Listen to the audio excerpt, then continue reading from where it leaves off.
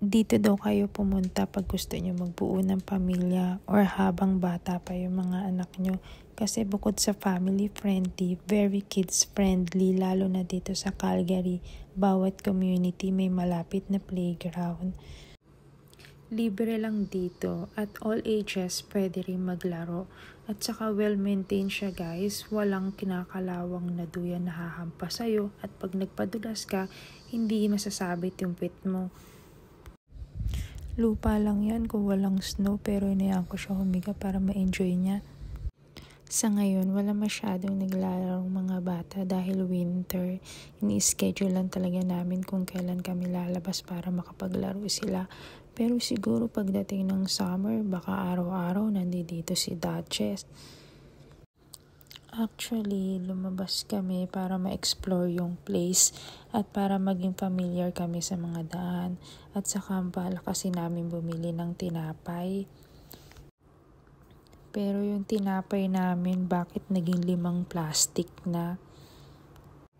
Napasarap yata yung pagdampot namin ng mga bibilihin. Nakalimutan namin, wala pa nga pala kaming sasakyan. Halos lahat ng area dito may malapit na mall, supermarket, kaya madali lang bumili. Hindi mo rin kailangan mag-commute kung masipag ka namang maglakad. Ang mahirap lang dito kapag kami kasama kang mga bata. Bukod sa madulas, mahirap pang huminga. So ayun yung uwian namin, halos 1 kilometer din ayon kay Google Map. Si Duchess, ini-enjoy na lang yung paglalakad pero nabibigatan na yan. Lalo na ako, dala ko pa si Empress. Tanaw naman mula dito yung building namin, kaya malapit lang yan. Puti na lang may dumaan na train kaya nahinto kami kahit sandali.